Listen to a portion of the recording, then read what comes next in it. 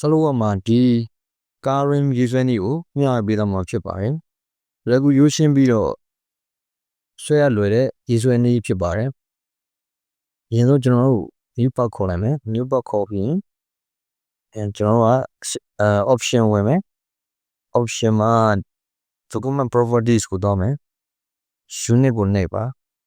unit မှာကျွန်တော်တို့ inches နဲ့ဆွဲမှာဖြစ်တဲ့အတွက် IPS system ကိုရေးလိုက်မှာဖြစ်ပါတယ်။ဒါဆိုရင်ကျွန်တော် right brain မှာအရင်ဆုံး sketch ဝင်လိုက်မယ်။ sketch စံနာ line တစ်ကြောင်းဆွဲမယ်စံနာ line တစ်ကြောင်းကို position ပေးလိုက်ပါနောက်ထပ် horizontal စံနာ line တစ်ကြောင်းကိုထပ်ပြီးဆွဲလိုက်မယ် horizontal စံနာ line တစ်ကြောင်းဆွဲပြီးရင်အဲ့လိုပဲ position ပေးလိုက်ပါဒါမှမဟုတ်ကျွန်တော်တို့ line ကနေပြီးတော့စံနာ line ကိုတိုက်ရိုက်ယူလဲရပါတယ်ပြီးရင်ကျွန်တော်တို့ dynamic and mirror entities ကိုယူရမယ်ကျွန်တော်တစ်ဖက်မှာဆွဲရတဲ့ဟာတစ်ဖက်မှာ auto ပေါ်မှာဖြစ်ပါတယ်ကျွန်တော်တို့ sketch profile ဆွဲလိုက်မယ် dimension ကိုပြီးမှကျွန်တော်သတ်မှတ်ပေးမှာဖြစ်ပါတယ် sketch profile ကိုအရင်ဆွဲလိုက်မယ် slash ကိုနေမယ်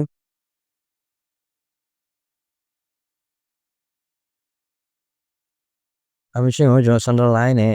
စွန်ဆုံး line နဲ့ကို 9.5 ထားပေးလိုက်မှာဖြစ်ပါတယ် 9.5 inches ပေါ့နော်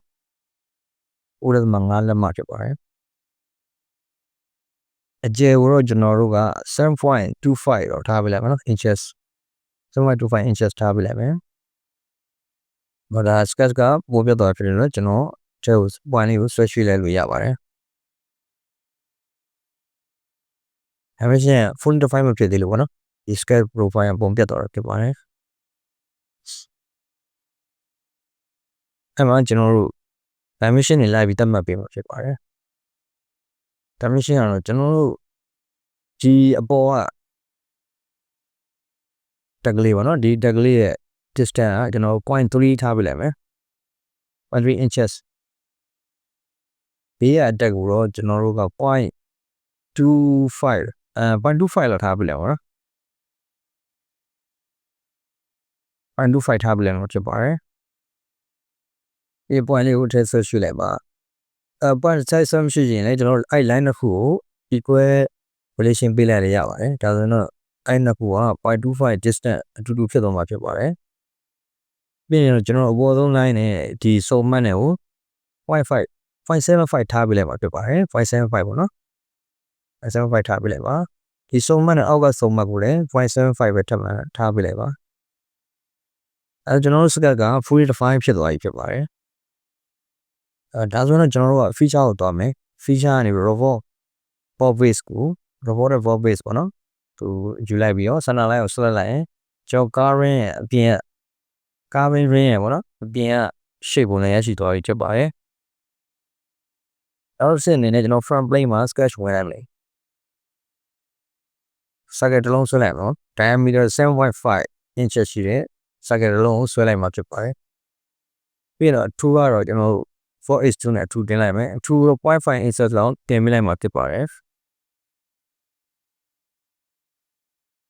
0.5 inches ပေါ့နော်ကျွန်တော်အနောက်ကိုပေါ့နော် back ကိုသွားမှာဖြစ်ပါတယ် okay ပြလိုက်ပါ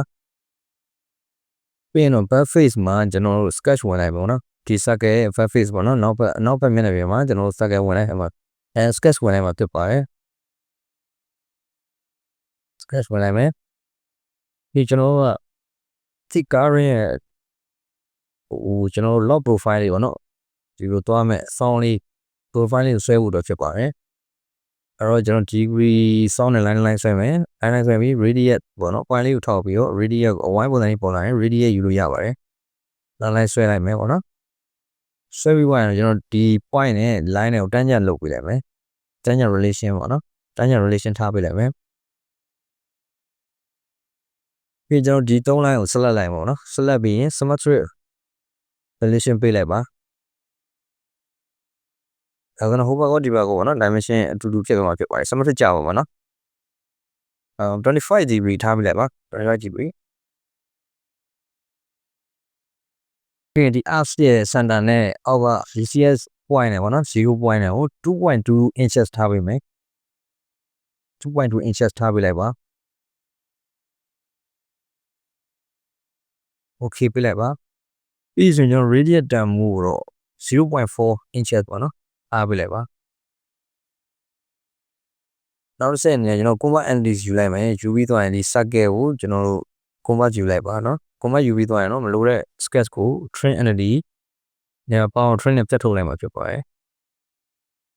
ပြီးရင်တော့ကျွန်တော် sketch ထွက်လိုက်ပါဒါ profile တစ်ခုရရပါတော့လော့သွားမယ်ဟာ profile နှစ်ခုဆွဲရအောင်ပါနော်စနလေးကြောင်းဆွဲလိုက်မယ်construction line ပေးလိုက်ပါ temporary exit ကိုခဏဖြောင်းလိုက်ပါပေါ့နော် exit ရှုံနေပဲကျွန်တော်ခဏဖြောင်းလိုက်တာတက်ပါတယ်အဲတော့ပြီးရင်ကျွန်တော် edit ကြည့်မယ်နော် edit အခုဆွဲလိုက်ပါနော်လွတ်တဲ့နေရာမှာဆွဲလိုက်ရပါတယ်စနလိုင်းမှာထောက်ဆွဲလိုက်ရပါတယ်အဲတော့ပြီးတော့ကျွန်တော်ဒီ edit center နဲ့ဒီ center line နဲ့ကို concealer လုပ်ပေးမှာဖြစ်ပါတယ်တစ်ချက်ကြောက်အောင်ပါနော် concealer လုပ်ပေးမှာဖြစ်ပါတယ်ပြီးရင်တော့ edit ရဲ့ dimension ပေးမှာဖြစ်ပါတယ် edit ကိုအရှည်ပါနော်အရှည်ကိုတော့ကျွန်တော်တို့3ထားပေးလိုက်ပါနော်အကျယ်ကိုတော့ကျွန်တော်တို့1 inches ထားပေးလိုက်ပါ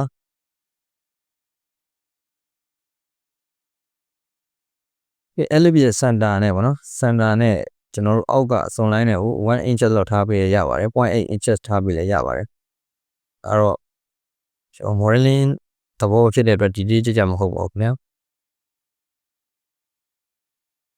online exercise ပေါ့နော်1ထားပေးလိုက်ပါပြီးဆိုရင်ကျွန်တော်တို့ကဒီ edit ရဲ့အပေါ် point နဲ့အောက် point ကိုကျွန်တော် vertical ယူပေးလိုက်မှာဖြစ်ပါတယ် drag နဲ့ကြာအောင်ပေါ့နော် vertical online အနေထားယူပေးလိုက်ရင်ဒါဆို sketch က fully defined ဖြစ်သွားပါပြီဒီလို fully defined ဖြစ်သွားပြီဆိုတော့ဒါဒီ plane မှာပေါ့နော်ရေမြင့်ကြီး plane မှာဖြစ်ပါတယ်ဒါလည်းကျွန်တော်တို့ကဒီ taper plane မှာ x cut ကိုတွားပြီးတော့ profile ပေါ်ရင်းတဲ့အတွက်ကျွန်တော်တို့ cut ကိုတွားမယ် split line ကိုဝင်မယ်အဲကျွန်တော်တို့ဆွဲခဲ့တဲ့ sketch ကိုထောက်လိုက်မယ် projection ကိုရွေးတာပေါ့နော်ပြီးရင်တော့ကျွန်တော်တို့ projection ချမယ် face ကို select ပေးလိုက်ပါအဲဒါတော့ကျွန်တော်တို့ projection ချတာဒီဆုံးသွားပြီဖြစ်ပါတယ်ပြီးဆိုရင်ကျွန်တော်တို့ကဒီ loft သွားမှာဖြစ်တဲ့အတွက်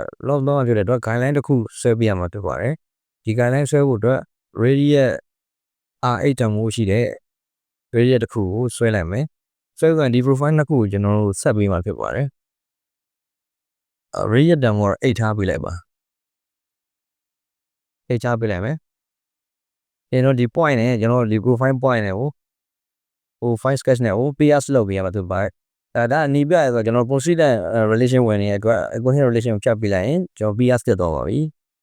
ပြီးအောက်ကကျွန်တော် radius လေးကို PS လုပ်ပေးလိုက်မယ် sketch radius လေးပေါ့နော်ဒါဆိုရင်ကျွန်တော် guideline ကိုရရှိသွားပြီဖြစ်ပါတယ်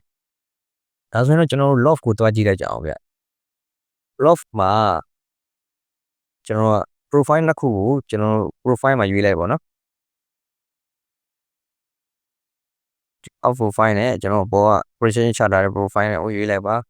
ပြီးရင် guide curves နေရာမှာကျွန်တော် guideline ပေါ့နော် guide curves ကိုရွေးပေးလိုက်ပါဖြစ်ပါတယ်ဒီ guideline ကိုရွေးပေးလိုက်ရင်တော့ကျွန်တော် loft ကရရှိသွားပြီဖြစ်ပါတယ်အဲဒါကျွန်တော်မလိုတဲ့ sketch တွေကိုခဏ hide ထားလိုက်ပါပေါ့နော်ရှင်းသွားအောင်လို့နောက်တစ်ချက်အနေနဲ့ကျွန်တော်တို့ကဒီ drawing တိုင်းပေါ့နော်ကျွန်တော်ကone radius ချိုးပေးမှာဖြစ်ပါတယ် round ပေါ့နော် one radius round ပေးမှာဖြစ်ပါတယ်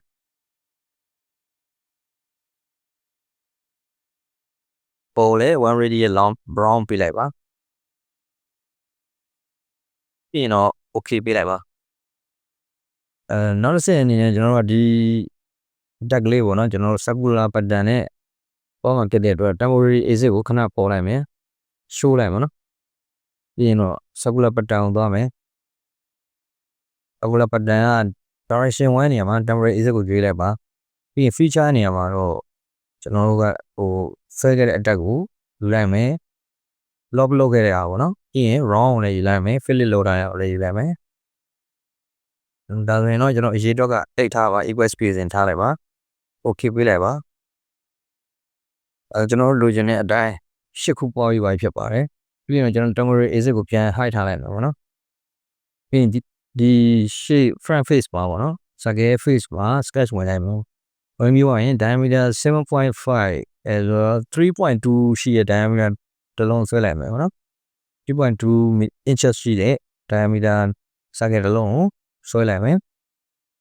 socket ရဲ့ diameter 2.2 inches ပေါ့နော် 2.2 inches ရှိပါတယ် socket တစ်လုံးကိုဆွဲလိုက်မယ်ဆွဲပြီးဆိုရင်ကျွန်တော်အပေါက်လေးဟောပေါ့နော်ဖောက်မှာဖြစ်ပါတယ်အပေါက်လေးစစ်ပေါက်ပေါ့နော်စစ်ပေါက်ဖောက်မှာဖြစ်ပါတယ်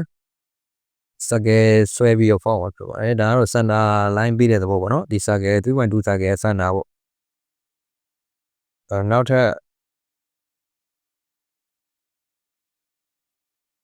ဒီကျွန်တော်ဒီ point ပေါ့နော် quarter point လေးမှာထောက်လိုက်ပါထောက်ပြီးတော့ရင် diameter ကတော့ 0.75 diameter ရှိတဲ့ socket တစ်လုံးကိုဆွဲလိုက်မယ်ပြီးဆိုရင်ကျွန်တော်ကcircular pattern ကိုတွားလိုက်မှာနော် circular sketch pattern ပေါ့အရေးတော့ကိုအိတ်ထားပေးလိုက်ပါဒါပေမဲ့ကျွန်တော်တို့ဒီ center line socket ကိုကျွန်တော်တို့position လုပ်ပေးရမှာဖြစ်ပါတယ်ပြီးတော့ကျွန်တော်တို့ဒီ O ကိုကျွန်တော် edge cut နဲ့ photo မှာတက်ပါတယ် edge cut နဲ့ကျွန်တော် photo ပေးလိုက်မှာသူတို့ O နဲ့ရတယ် up to နေတဲ့ရပါတယ်အခုထပ်သွားပါဘောနော်နောက်တစ်ဆင့်နဲ့ကျွန်တော်အလဲမှာကျွန်တော်အပေါ်လေးတော့ပေါ့နော်ခောက်မှာဖြစ်ပါတယ် socket တစ်လုံးပေါက်မယ် socket diameter 1.5 ထားပေးမယ်1.5ထားပြီးတော့ကျွန်တော် cut issue နဲ့အနက်ကိုတော့ 0.2 လောက်ပဲထားပေးလိုက်မှာဖြစ်ပါတယ် 0.2 inches ထားပေးပါရင်ကျွန်တော် okay ပေးလိုက်ပါဒါပြန်တော့ကျွန်တော်ခုဒီ current လုပ်တဲ့ modeling exercise ကတော့ပြီးဆုံးသွားပြီဖြစ်ပါတယ်ဒီ SolidWorks tutorial ကိုစိတ်ဝင်စားရဆိုရင်တော့ကျွန်တော်ရဲ့ channel ကို subscribe လေးနဲ့ကူညီပေးခဲ့ပါဦးခင်ဗျာ